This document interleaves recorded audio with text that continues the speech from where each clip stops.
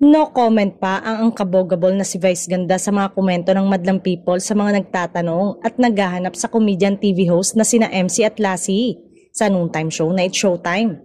Ito ay matapos na hindi na rin napapanood sa programa ang dalawa matapos ang controversial na vlog ni Vice kung saan prinangka nito ang kaibigan na si Lassie na nauwi sa controversial sa mga manonood. Halos 2 taon din sa dalawang stand-up comedian ang maging regular host na sila ng Kapamilya Noontime Show na talagang hindi nila inaasahan na mangyayari. Halos 1 taon na rin co-host sina MC at Lassie sa It's Showtime na dapat sana'y tatagal lang ng 1 week na na-extend hanggang 2 weeks.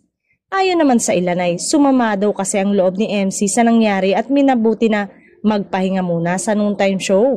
Inamin ng dalawa na kapag nagkakaroon ng tampuhan sa kanila ay umaabot minsan ng 3 buwan.